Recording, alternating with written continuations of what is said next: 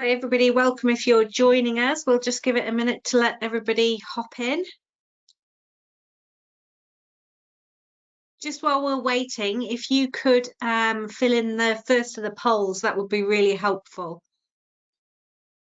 We'll run the polls, these questions at the end as well, just to help us to measure the impact of the session.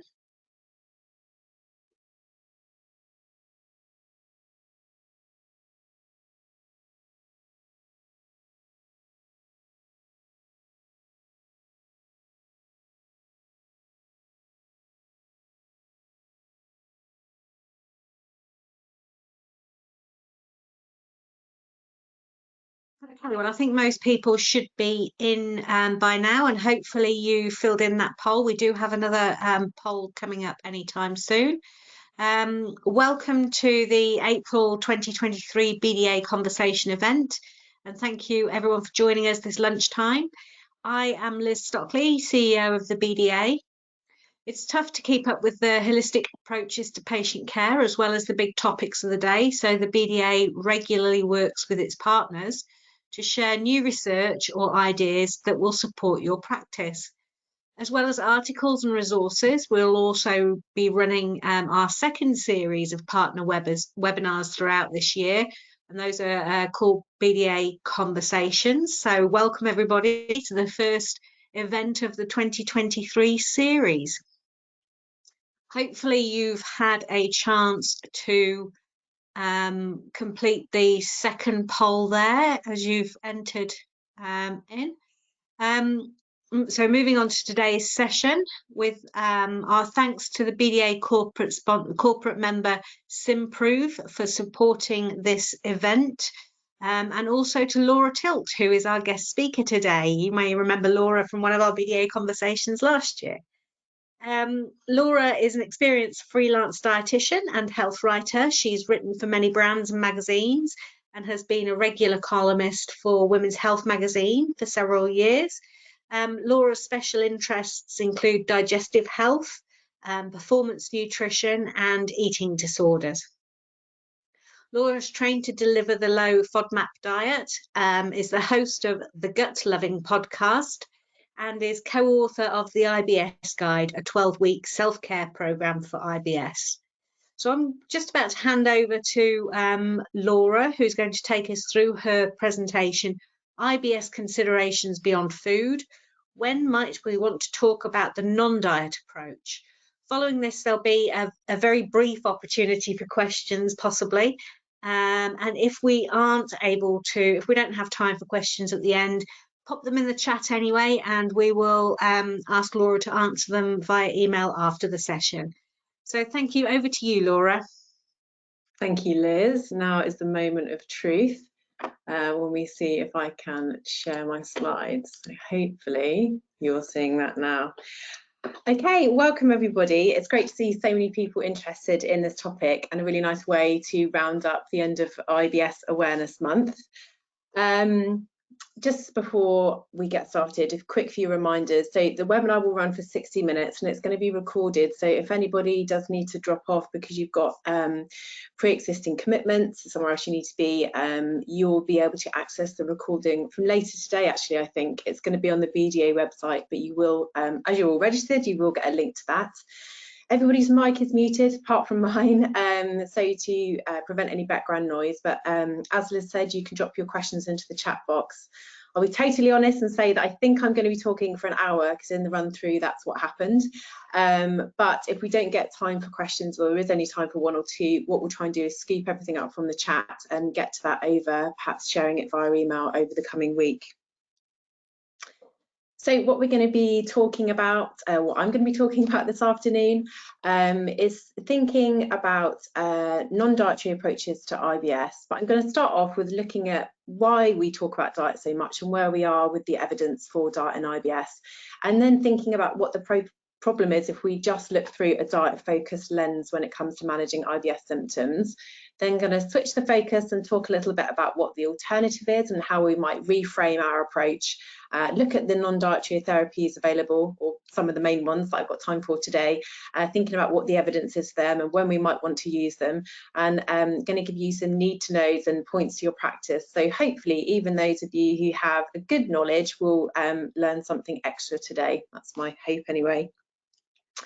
So Liz did a kind introduction, thank you for that. But for those of you who don't know me, hello, my name's Laura. I'm a registered dietitian and I've worked with patients with IBS for about 10 years, although I have been on maternity leave for the last 6 months and partly for the last for the other 6 months.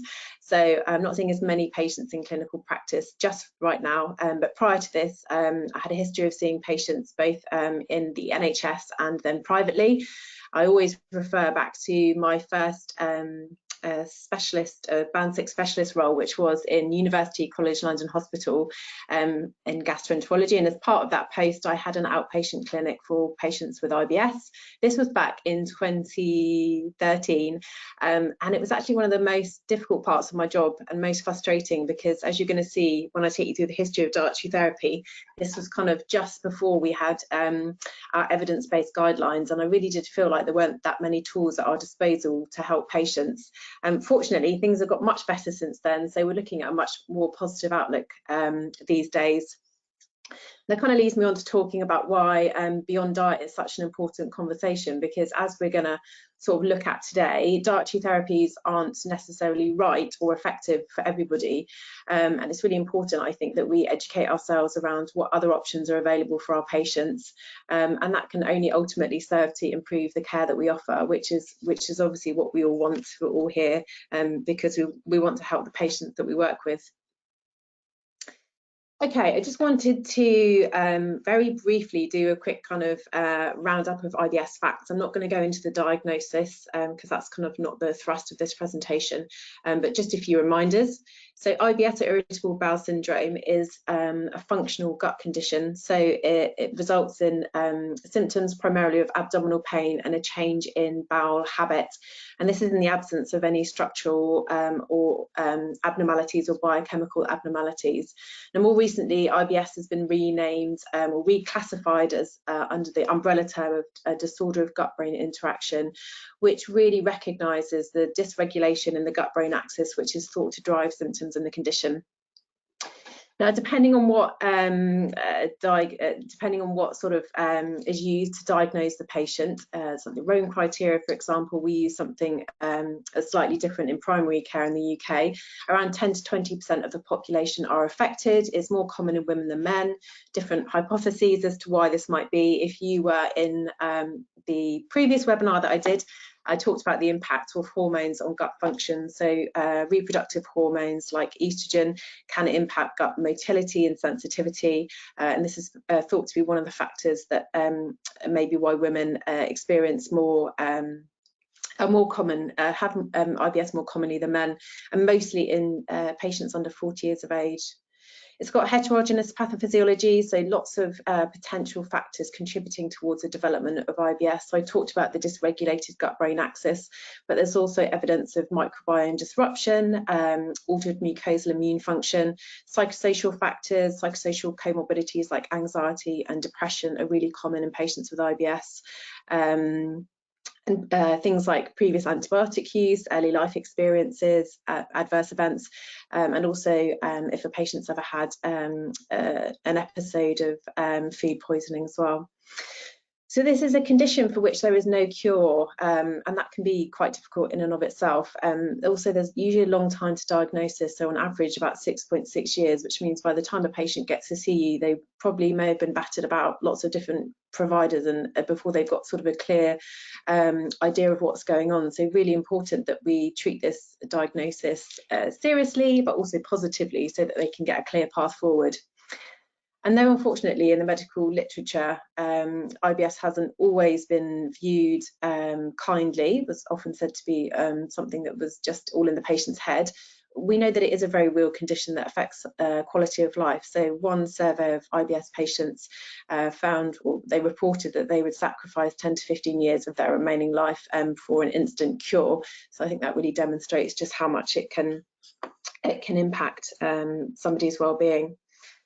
So there's different options we can use when we think about managing IBS, primarily dietary approaches, dietary and lifestyle approaches, and pharmacotherapy. And I just want to take a moment to think about diet, where we've come from and where we are now. So a brief history of dietary therapy, and at the top of this I've put a quote from Professor Peter Horwell. He's a gastroenterologist in South Manchester, and you're going to be hearing more about him later. And as he said here, when I was a medical student in the 70s, we were told that people with IBS were oversensitive females and they shouldn't be taken too seriously. This makes me incredibly angry on a number of levels, but I think it also quite nicely represents how IBS was viewed at that time. And as I said, I'm glad that we have come a long way, and that's true of dietary therapies as well. So the term irritable bowel syndrome first appeared in the medical literature around the 1950s, but it was in the late 70s that we started to see dietary initiatives being talked about. So I have dubbed the 70s and 80s the brown wagon, as this was definitely a time, or the decades, where dietary fibre was thought to be related to all digestive ills.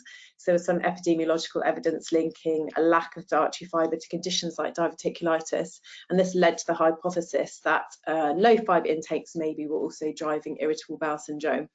And I think the first intervention study was, I think, 1977, and this was an increase in fibre, particularly from wheat bran, as a measure for trying to improve IBS.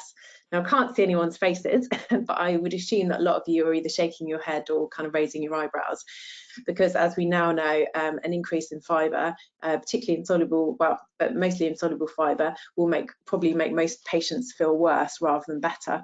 Certainly there was a study in the 90s which showed that insoluble fibre, only about 1 in 10 patients felt any improvement with it, and for about 60% it made them feel worse.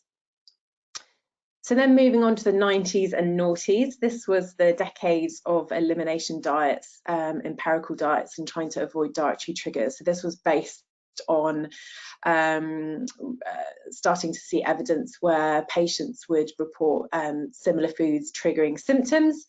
And this was really the era where clinicians would invite patients to bring very detailed dietary diaries, and they would sit and pick over them and try to draw correlations between what they're eating and the symptoms that they're experiencing. As all of us probably know, elimination diets are incredibly difficult to follow for the patients.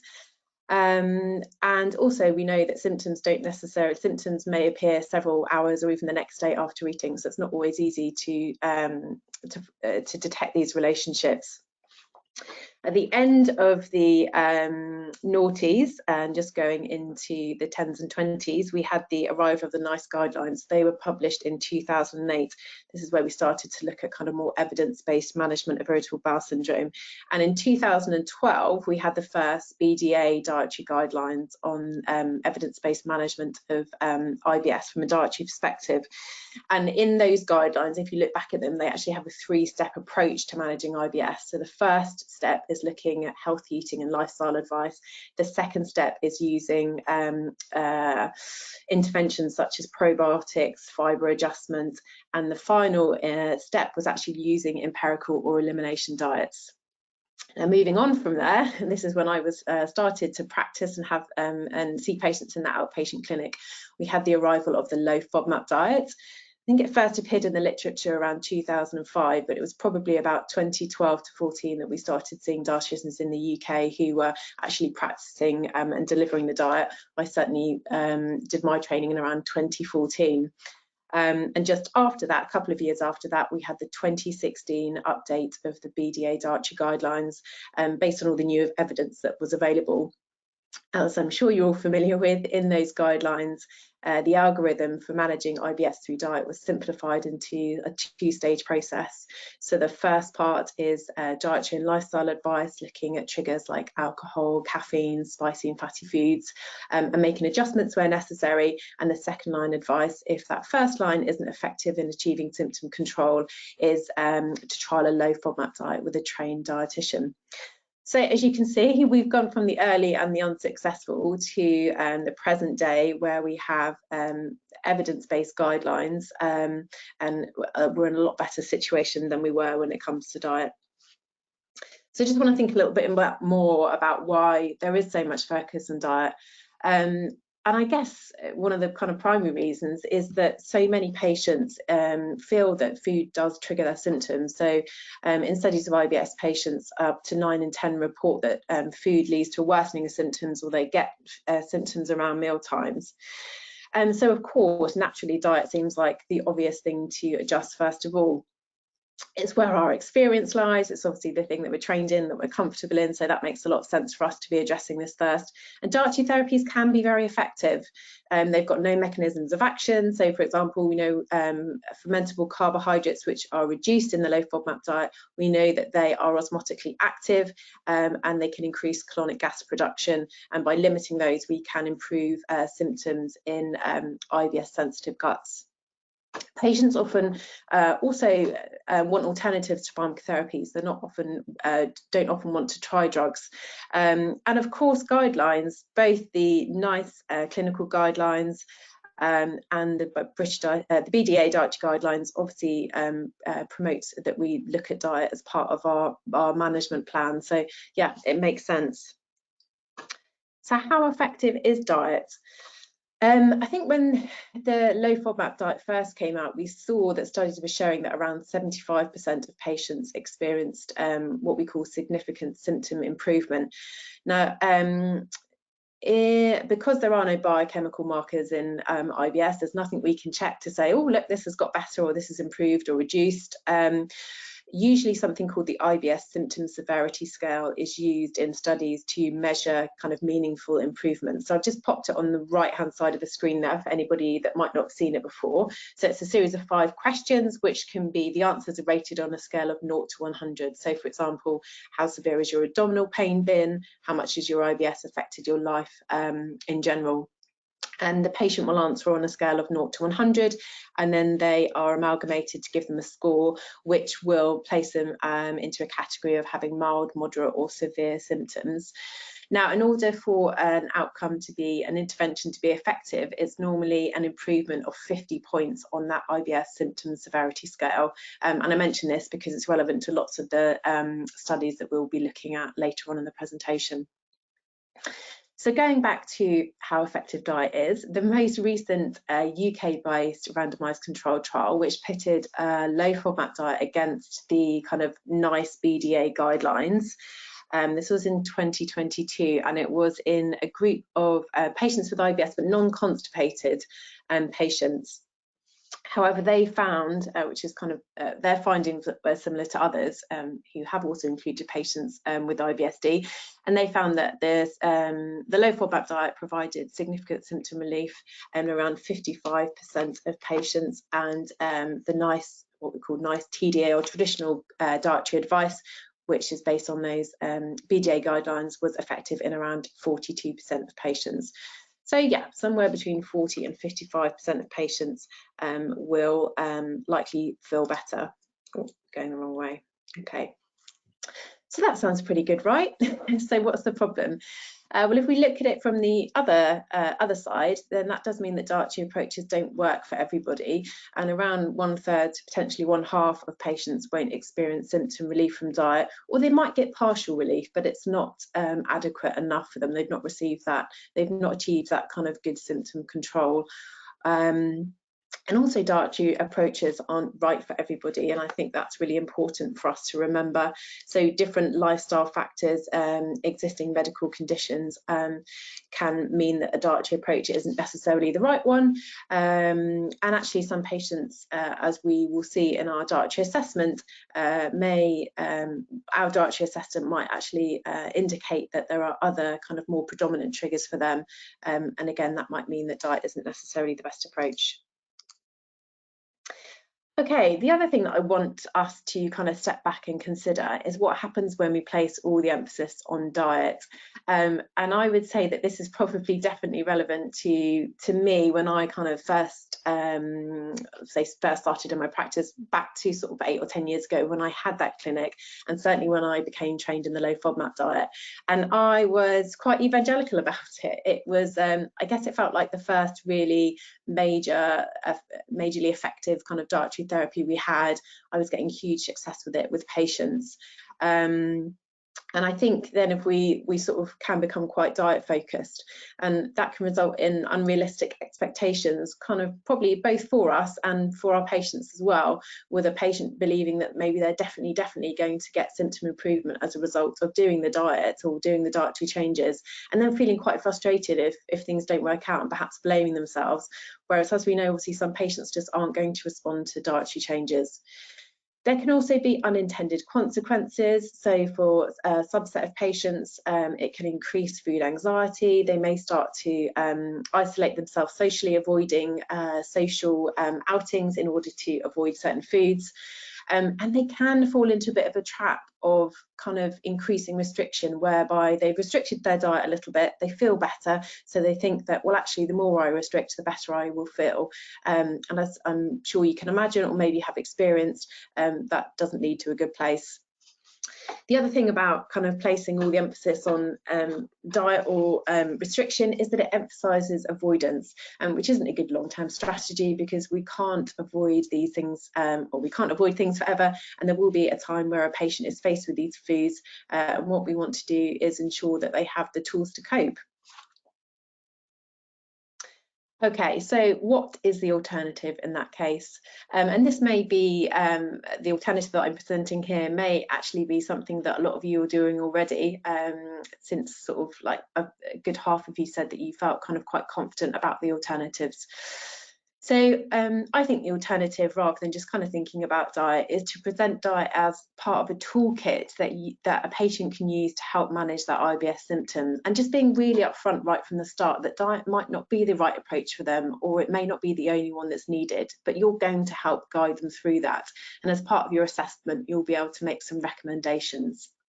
And I think by approaching IBS in this way, we can help to manage those expectations that the patient might be coming with, and really create trusted relationships. So quite often we have a real opportunity to develop a good relationship with a patient where they may have been passed around from provider to provider.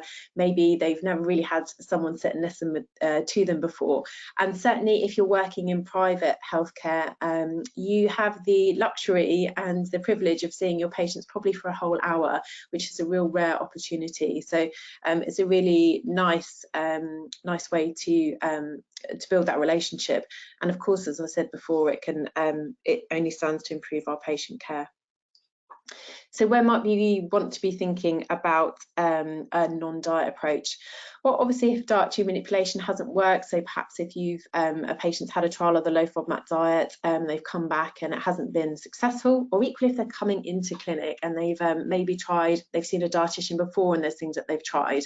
Obviously, there may be times where they've tried some dietary changes by themselves and you think that actually it didn't go, they weren't quite adhering to it in the right way, so they may benefit from a retrial. But obviously there's no point in putting a patient through a restrictive diet again if it seems that they adhered well and there was no improvement. We definitely want to be giving dietary changes a wide berth if anyone has a history of an eating disorder or disordered eating or high anxiety around food, and that's something that we can explore within our assessment. So asking them about particular foods that they avoid and what efforts involved in that avoidance. really important to bear in mind that functional gut conditions and complaints, symptoms are really, really common in individuals with eating disorders. So around 90% of individuals with the eating disorders will report at least one disorder, and IBS is the most common. We also know that patients with gut disorders are also more likely to display disordered eating habits, because normally they start to restrict their diet and avoid foods in an attempt to manage the symptoms even before they see us. There may be patients who have existing restrictions on their diet due to medical conditions or dietary preferences. Anyone with low BMI who's had unintentional weight loss, who's malnourished, and also elderly patients, I'd probably steer away from this as well. Alongside dietary therapies, you can consider other non-dietary approaches. It's not one or the other. I think sometimes we might hold in our heads that we should just try one thing at a time, and that may certainly be true, for example, with probiotics. But certainly there's no reason that you can't talk to your patients about some of the other things that we're going to be discussing today, as well as diet. When there's limited dietetic capacity, so I don't know how many non-dietitians or other healthcare professionals, allied healthcare professionals, might be on the call, but obviously if somebody's waiting to see a dietitian, we can definitely be exploring other options with them in the meantime. And I mentioned around assessment earlier. If your assessment suggests non-dietary triggers may be a big factor for them. So an example that I can give you is sometimes I ask patients if there's a time that they can remember, or if there's ever any periods where the symptoms are really well managed or controlled. And sometimes they might say to me, or on the weekends, or when I'm on a holiday, and that's kind of usually a clear sign to me that stress may be driving their symptoms, and perhaps that's we should look at approaches that may be more suited to that first. Okay, so now we're going to move on, to see how I'm doing for time, to the next part of the webinar, and thinking about what those non-dietary approaches exist and what the evidence is for them. So I'm broadly going to speak about 3 categories, so exercise, gut-directed psychotherapies, to include gut-directed hypnotherapy and cognitive behavioural therapy, and also a selection of things which we can group as supplements. But first, to get you, just to get a little bit of feedback from you here today, I wondered, I think hopefully someone's going to pop up a poll for me, but I wondered how many of you already recommend exercise to your patients as part of what you do with them in clinic. I can see that I'm getting, yeah, there we go. Actually, I can see that I'm getting the circle on my Mac, so circle of doom, as some people call it. So yeah, maybe if you could take part in the poll, that would be really great.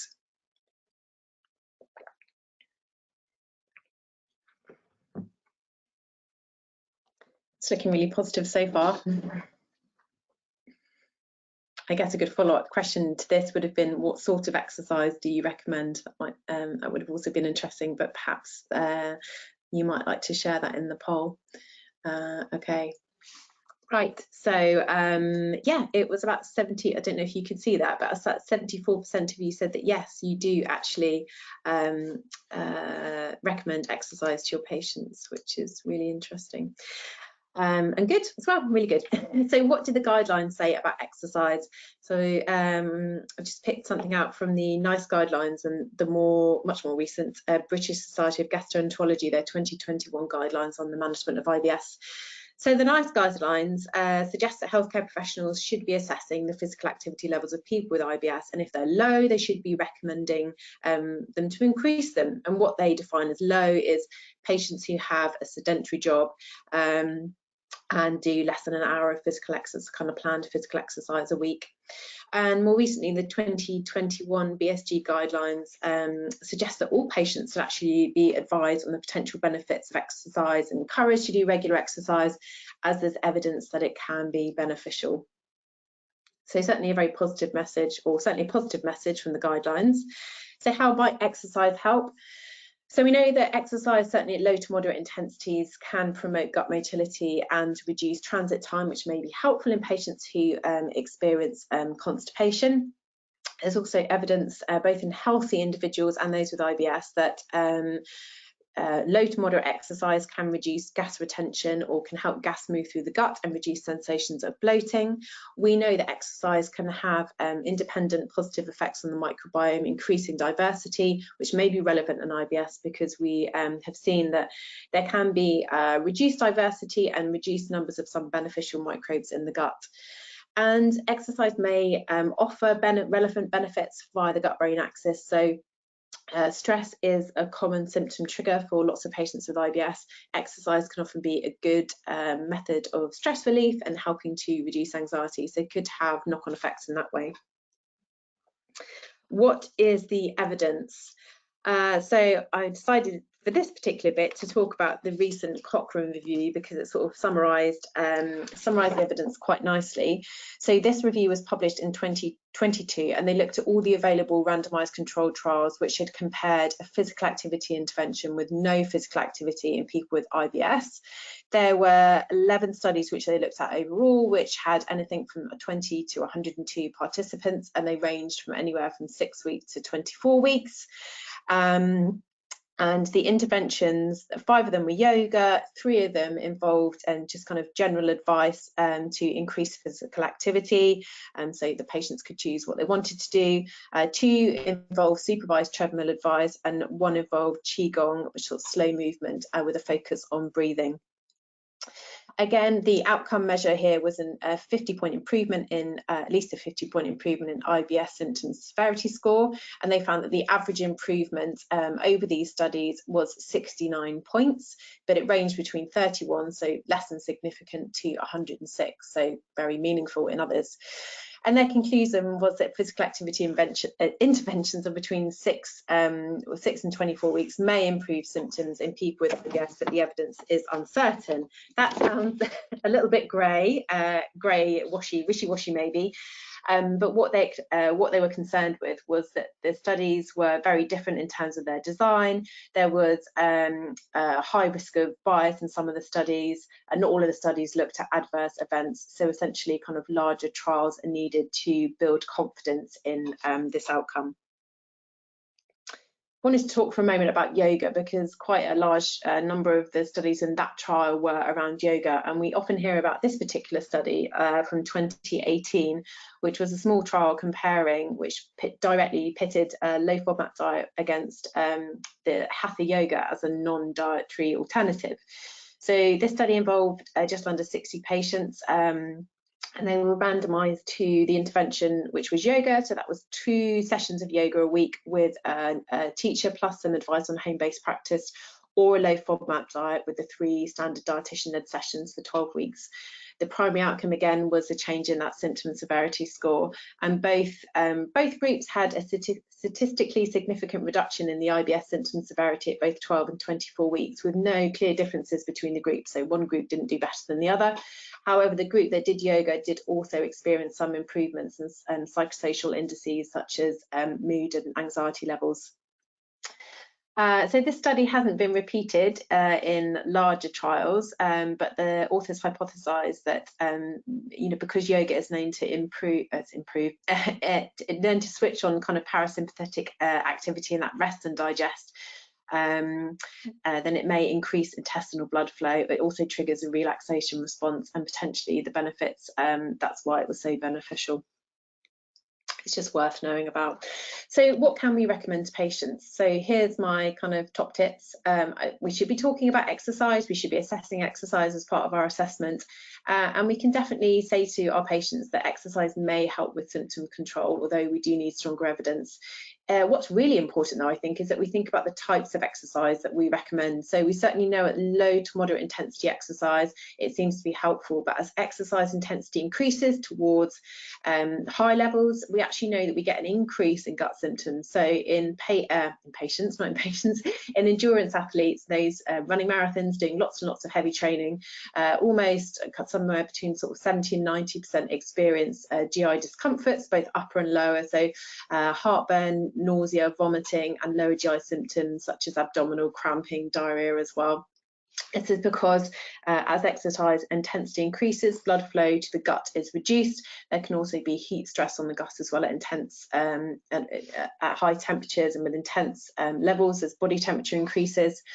And we also know just the mechanical jostling of the gut in exercise like running can also have an impact as well. So we definitely want to be advising patients to stick to those low to moderate intensity activities. The talk test is a really good measure of that. So they should be able to hold a conversation whilst exercising. If they're going all out and they can't talk, then it's intense. And there may be some cases where patients doing lots and lots of training and not taking any rest days, and in that case it may be worth having a conversation about slightly reducing that intensity or building in some rest days. We can talk about yoga potentially being helpful due to its impact on the nervous system and its help in triggering the relaxation response. So if a patient's interested in that kind of modality, it's worth letting them know about that. We don't have any information on how much you should be aiming for. Most of these interventions have looked at just meeting the recommended kind of general guidelines for good health, so or cardiovascular health, which is about 30 minutes most days of the week. Okay, next, gut-directed psychotherapy. So I'm going to ask for the next poll just to find out how many of you are already using these in your practice. If you can pop that up for me, that would be fantastic.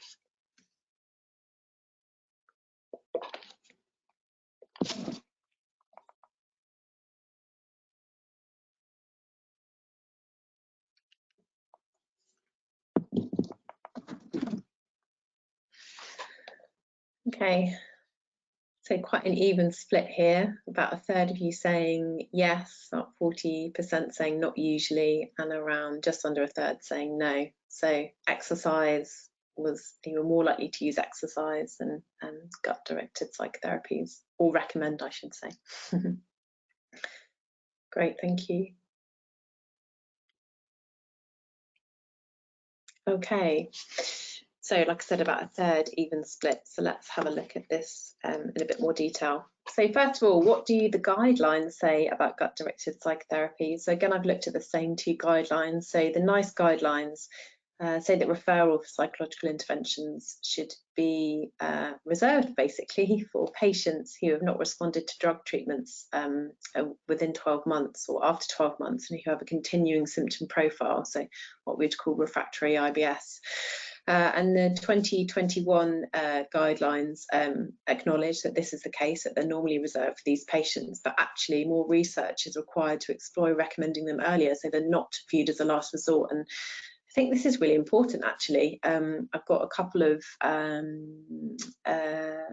patients who have shared their story with me, and as you'll see with both of them, they went through quite a lot actually before someone recommended gut-directed psychotherapies to them, and potentially could have benefited from hearing about them much earlier. And probably, yeah, no reason not to. So something to consider. So how might gut-directed psychotherapies help? If we consider that gut-brain dysregulation is driving, is one of the major kind of drivers of IBS symptoms, we can start to understand why gut-directed psychotherapies might help. So certainly in gut-directed hypnotherapy, it's targeting that brain-gut dysregulation and trying to bring the communication back to a sort of more normal pattern, which if that's achieved, it can reduce gut hypersensitivity and improve or normalise motility. When we're thinking about cognitive behavioural therapy, it works both gut to brain and brain to gut, so it can help the individual to reinterpret what are benign sensations in the gut, which may normally be interpreted as warning signals by the brain, and equally it can help them to modify thoughts and emotions which may trigger symptoms in themselves. And both these therapies can also help with relaxation and help to reduce the impact of external stressors. So I'm going to talk about each modality and the evidence for it in turn, and what it involves, just to give you a bit more of an idea, particularly for those of you who potentially haven't sort of heard about it or know too much about it. So gut-directed hypnotherapy was coined in the 80s. This term was coined in the 80s by, you've heard of him already, it's Professor Peter Horwell, who I mentioned at the beginning.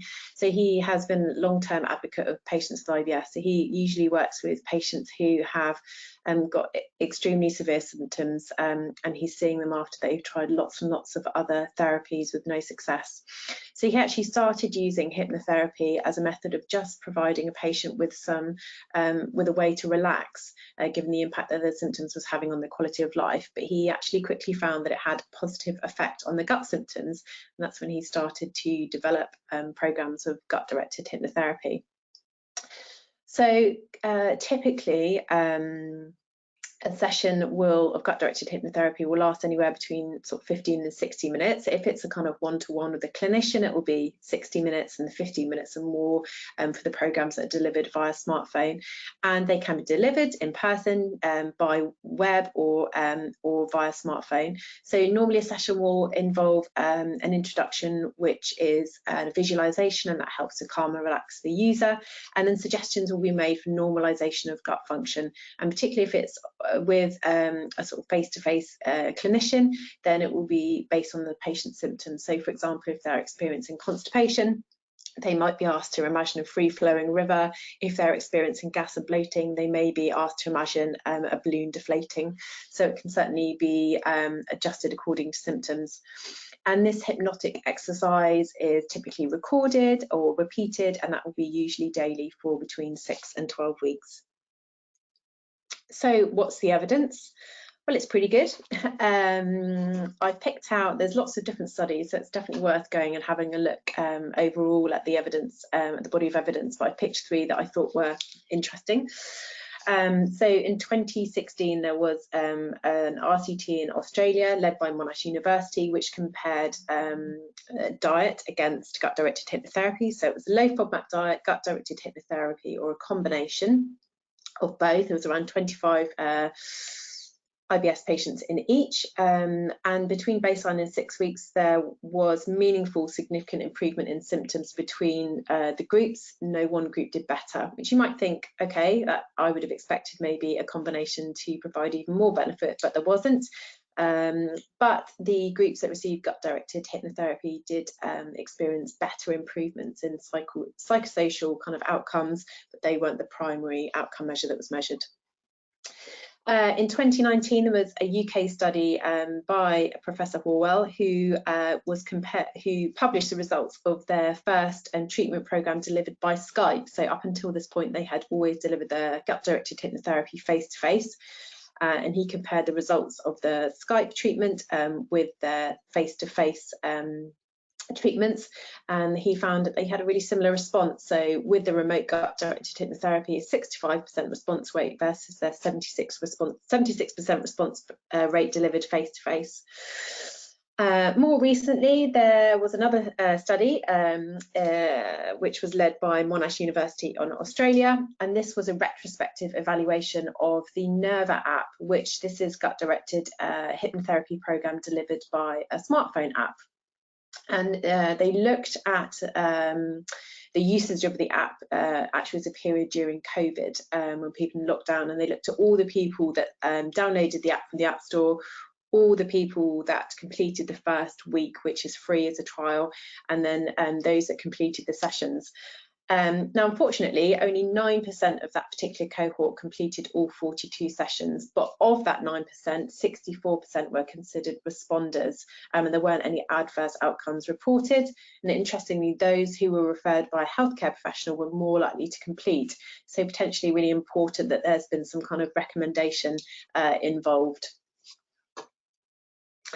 Just wanted to pop up a patient experience here, which I will let you read through rather than me reading it out for you. This is a patient who developed a lot of anxiety around food as a result of sort of being left to figure it out by herself after her initial diagnosis.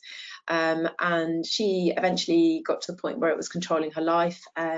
Someone recommended, her dietitian recommended Nerva to her, and she signed up, and yeah, it was a complete game changer for her, and really helped with her symptoms. And I think this is a great example of when maybe her hearing about this earlier rather than later would have been really beneficial.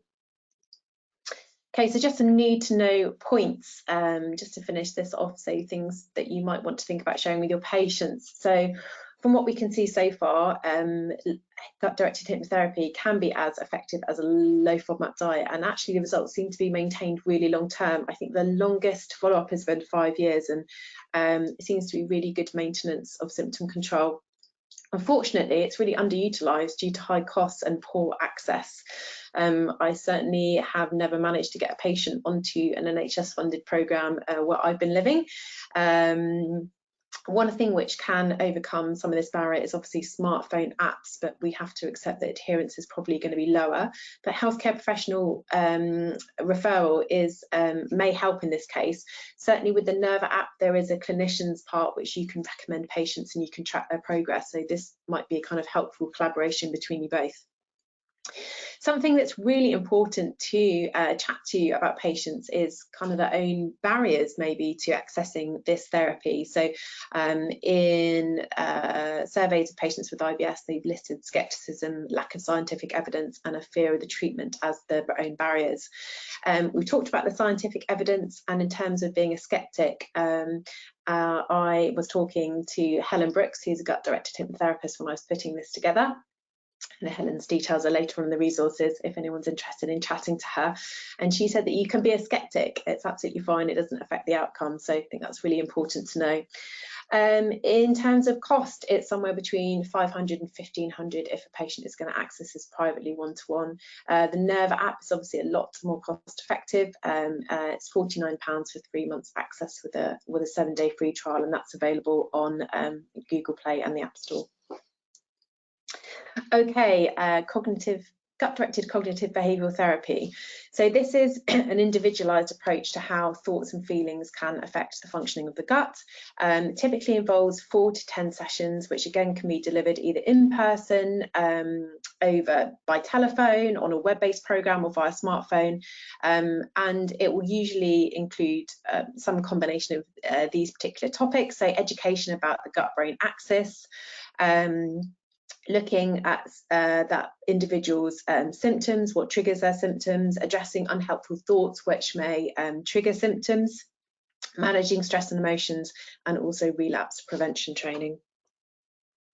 So what's the evidence? Again, it's pretty good. So I've picked out 2 particular trials, but again, there are many more that can be looked at if you're interested. So the first is a randomized controlled trial, which is carried out in the States, with a group of 436 IBS patients, and they were comparing their gold standard CBT gut-directed CBT program, which is 10 sessions with a therapist, with a home-based model, which was minimal contact with a therapist, and the individuals would work through like a web-based program, self-directed, mostly self-directed, or standard IBS education, which was information on how diet and stress could impact symptoms. So they found that 63% receiving the home-based CBT versus 43.5% receiving the standard education achieved significant improvements. And this was similar to their kind of gold standard. So good success rate there. And more recently, the 2019 active trial. So this was a National Institutes of Health Research and NHS collaboration, and it was based on a specific digital CBT program called Regulate, which had been specifically developed following lots of interviews with patients with IBS. They pitted a web-based version of the program, which was 2.5 hours, or a clinician delivered program, the standard one, which was 8 hours over the telephone. And they found that between baseline and 24 months, 71% of the telephone group and 63% of the web-based group had that significant symptom improvement. Worth mentioning also that treatment as usual, which meant that a patient would just kind of, that was their control group, continue to take medications and have physician or doctor appointments as usual, was 46%. So it's important to remember that some patients' symptoms will improve spontaneously, or will go through periods of being quite well controlled, even with no intervention potentially. Okay. I just wanted to share another patient experience.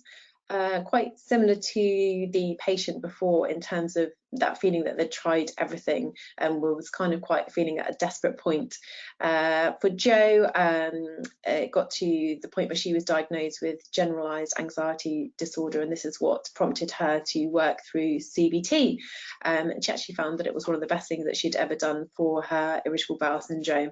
And as part of her treatment, her therapist actually really encouraged her to address how much she was avoiding because of her IBS, and how to maybe approach that and manage that differently. So yeah, another really positive experience there. Okay, just some need to know points. All modalities of CBT appear to be effective, so delivered by smartphone or delivered face-to-face, digitally or by telephone. But unfortunately, again, really underutilised due to lack of access. Lots of patients don't have access to psychological therapies. Smartphone use is potentially helpful in this regard. I've put the picture that you can see here is from the Zemedy app. This was the first CBT app available for IBS. It is US based, but it's available on the App Store. It's £49 for 3 months access again. But hopefully we will be seeing some more availability soon, because the Regulate programme was actually approved by the FDA and NICE, and it's been taken over by an American company who have renamed it Mahana. And this is actually, Mahana's now under trial by the NHS Talking Therapies and within several gastroenterology departments. So hopefully, if that's successful, we will see this rolled out more widely. Okay, so the last section I want to talk about was supplements and IBS, and I wonder how many of you recommend supplements to your IBS patients already. Perhaps someone can just load up the last poll for me, that would be great.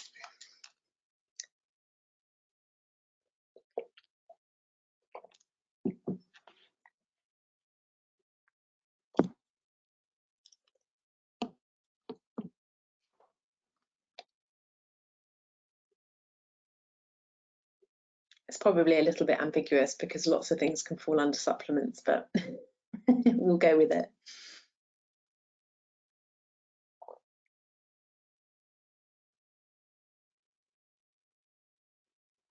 Okay, so quite positive response here. About 50% of you said yes, 40% not usually, and 13% said no. Okay, oops, we're going the wrong way. Okay, so I'm going to look at different categories, I guess, of some supplements that have got some evidence behind them. So the first is probiotics. So our official definition, probiotics are live microbes that, when administered in adequate amounts, confer a benefit to the host. So what do the guidelines say about probiotics? They're quite different, actually, or they're very differing in their opinion. So the 2008 NICE guidelines say that people with IBS who want to try probiotics should be advised to take them for 4 weeks. Don't really mention about the effectiveness of them, but just that it's okay to do so. The 2020 American Gastroenterology Association guidelines say that there is currently insufficient evidence to make recommendations. The 2021 BSG guidelines say that they can be trialled as a first-line therapy, but there's not yet enough data to recommend species or strains. And then I pulled this last little section from the World Gastroenterology Guidelines for probiotics. And they say that a reduction in abdominal bloating and flatulence as a result of probiotics is consistent finding in people with IBS in published studies, and that some strains may ameliorate pain and provide global relief, and that we should be making recommendations based on the evidence. And I put a big yes here because I personally think that this is the best way to approach probiotics. We know that they are safe to try, and quite often patients will come wanting to try them, and by not giving them any advice or recommendations about which ones to choose, what's probably going to happen is that they're going to walk into Holland and Barrett or somewhere similar, any other pharmacy or place that you can buy probiotics, and be faced with a whole huge shelf and probably end up choosing something which doesn't have any evidence behind it. So I would certainly prefer to be providing patients with evidence. Important to remember that they won't, again, work for everybody, just as drug therapy doesn't work for everybody, and the response is likely to be impacted by what microbes are resident already, their existing diet, genes, etc., etc. but we can suggest that they are safe to try, most likely a mild benefit. It makes sense to try one that has some evidence behind it. I've linked the US probiotic guide here. It is based in the US, but you'll be able to see specific strains and combinations of strains that have been used in irritable bowel syndrome and for specific IBS kind of relevant symptoms. I certainly think it's helpful, and so those strains are available here, some of them anyway, so that's definitely a good place to start. I think it's sensible to tell them to try one probiotic at a time for at least 4 to 12 weeks before deciding whether they want to continue. Often the benefits can disappear when the therapy is stopped, so to take it regularly. And in patients who have got FODMAP sensitivity, we'll obviously want to be checking for ingredients like inulin, which could potentially trigger symptoms. Okay, I'm aware that we've got 5 minutes left, so I'm going to try and flash through these last few slides. So peppermint oil, the active ingredient in peppermint oil is menthol, and it has been shown to act as an antispasmodic, so it can help with cramping in the gut.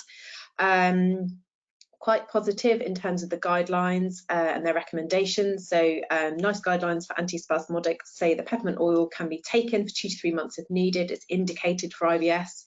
The BSG guidelines say that it can be an effective treatment for global symptoms and abdominal pain, and the AGA guidelines also suggest the use of it for symptoms. So pretty good. It's got a good safety profile. It's available over the counter. Common brand name here is Colpomin. Not suitable for those with peanut or soy allergy due to the capsule, so that's just something to bear in mind. It works in the same by the same mechanism of action that antispasmodics do, in that it can relax the smooth muscle in the gut by blocking calcium influx. There is also a little bit of evidence that it may alter therefore visceral hypersensitivity, and there may be some relevant antimicrobial or anti-inflammatory effects. Patients know that they're safe to try. Most likely they'll experience a mild benefit as a result. A really common side effect is heartburn, but most tablets, so to choose something that's enteric coated can really help, but I think most preparations are these days. If they're taking an acid suppression drug, to take it apart from that, as that can affect the integrity of the capsule. Something that probably we don't talk about too much is that they might need to take it continuously to see a benefit. Certainly all the studies that have taken place in terms of peppermint oil, they've been taken every day rather than just as needed, so that may be an important difference. And though patients may enjoy and find peppermint tea soothing, there's no evidence for essential oils or peppermint tea. Okay, digestive enzymes. I think we are all familiar with the fact that there's no benefit of pancreatic enzymes for these patients unless they have pancreatic insufficiency. There's no guidelines on digestive enzymes, but there is some evidence around the potential for enzymes which target FODMAPs to improve GI tolerance. So just briefly wanted to talk about 3 types. So we've got lactase, which helps to break down lactose. So there's evidence that taking lactase can reduce symptoms in those who have got lactose intolerance when they're consuming lactose containing products. Whether or not it's necessary is I guess debatable, because the evidence shows that lots of people with lactose intolerance can tolerate maybe 12 to 15 grams of lactose, which is about a cup of milk, and that's, you know, particularly if it's spread over meals. And there's a really wide variety of lactose-free products. They can also choose low lactose dairy as well. So maybe that's kind of best reserved for like travel or times when they can't get hold of those products. Alpha-galactosidase is an enzyme which helps to break down those galacto-oligosaccharides in pulses and some other veg, nuts and soy. Worth bearing in mind that around a third of people with IBS aren't sensitive to these particular excuse me, FODMAPs, but may be good for GOS sensitive patients or those with kind of heavily sort of pulse-based diets, but pulses in small portions rinsed well are usually okay. And then a product that I've come across recently is Fodzyme. This is developed by a company called Kiwi Biosciences. So this is an enzyme blend which contains lactase, alpha-galactosidase, and a proprietary enzyme called fructan hydrolase. Got all that out, which breaks down fructans, which are found in wheat, onion and garlic, and also fructose. So their studies of looking at how this enzyme breaks down those FODMAPs with SHINE, which is I was about to say a fake gut. I've lost my words completely, but a simulated gut, there you go, showed that 90% of inulin was degraded within 30 minutes, and it can actually help to support GI tolerance to various FODMAPs. So definitely worth looking into. I've again put some a link to the person in the company who supports healthcare professionals. I think the main issue is that it's pretty expensive, so probably one that would help a patient to liberalise the diet, for example, when they were eating out. Okay, fibre. We started off by saying fibre is really not recommended. I just wanted to touch on when it can be helpful. So the guidelines, soluble fibre can be effective in normalising stool patterns, so it can be effective in both IBS-D and IBS-C, and it may help with symptoms like bloating. We should be giving insoluble fibre, especially from wheat bran, a wide berth, as it can exacerbate symptoms. When we're choosing soluble fibres, starting slowly, and so low and slow, starting low, building up slow to avoid bloating. And although it's not stated in the guidelines, we also need to consider fermentability, because some soluble fibre sources, such as those in pulses, are also packaged with GOS and therefore readily fermented. There's no specific recommendations about how much fibre we should be recommending to IBS patients, but we do know that it's often reduced or avoided because some fibres can be symptom triggers. But it is particularly important for digestive health, so definitely recommend trying to adjust the type of fibres rather than removing fibre from the diet. I've just listed some of the fibres that can be helpful, soluble fibre choices for patients with IBS on the right-hand side. I think we've got too much time, so I'm going to skip over those, but all the studies are in the references at the end. Glutamine was the last thing that I wanted to talk about here. So I don't know how many of you have heard about this, but it's a non-essential amino acid. Well, in relation to IBS, it's a non-essential amino acid that's an energy source for cells that have a rapid turnover, and that would include cells lining the gut. Glutamine is involved in regulating the barrier function of the gut. So it's involved in regulating these tight junctions that exist between epithelial cells. With some evidence that may be important in intestinal permeability. There's no specific guidelines on its use, but there's some promising evidence in irritable bowel syndrome. The two studies are the only studies that are the ones that I picked out. So a 2019 study in the United States of America, this was an 8-week randomized controlled trial, and there was 100 IBS patients. They had post-infective IBS diarrhea following an enteric infection, so a very specific group.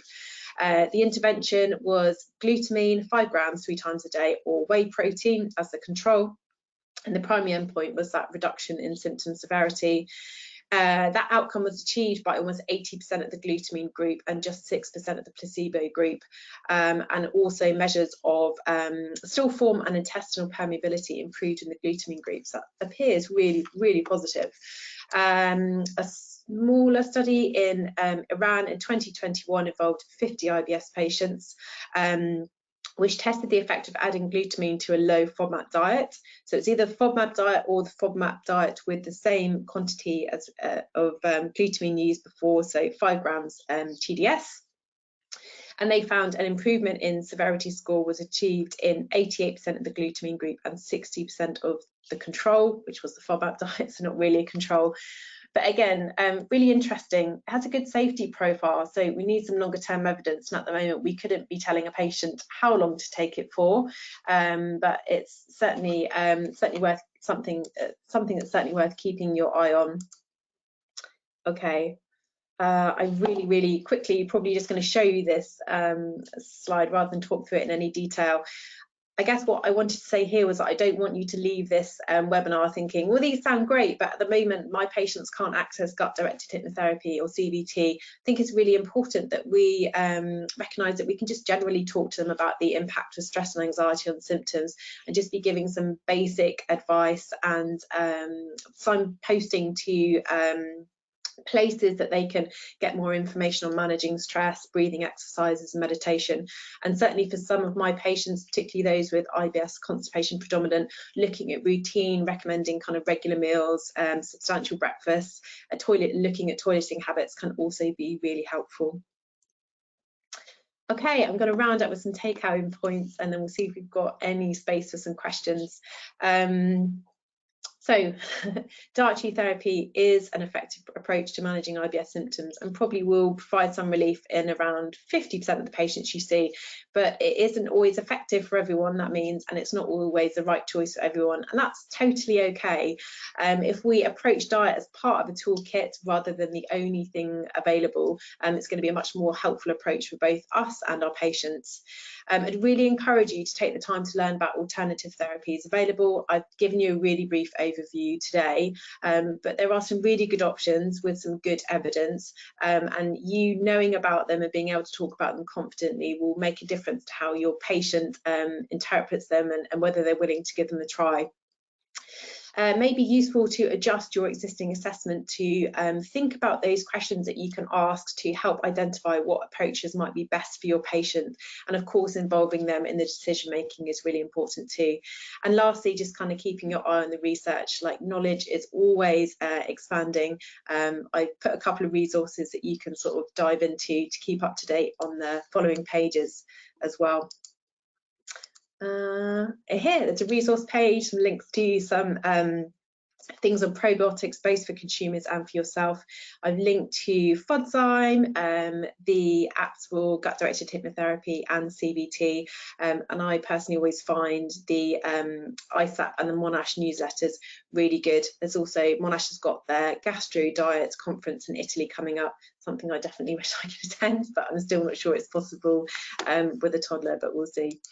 And thank you. I guess that's it from me. I will probably stop sharing. I've got a last slide on references, which obviously you'll be able to access when the recording and the slides are shared later today. But I'd like to thank you for your time and bearing with me, and I hope that you can take something useful from today. Thank you so much, Laura. We have had a question or two in the being sent through, but we don't have any time for them at the moment, I'm afraid.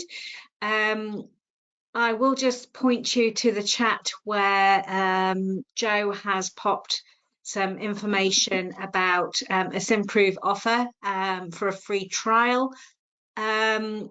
Please, can you complete the poll that's on the desktop at the moment? That will just help us to look at the impact of today's session.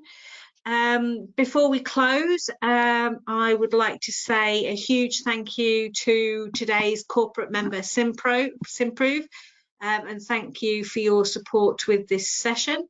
A massive thank you to Laura, and finally to all of you for attending. We've had nearly 200 people on the session, so that's clearly something very topical. We do just have the second question of the poll up at the moment, so if you can complete that as well, that would be much appreciated.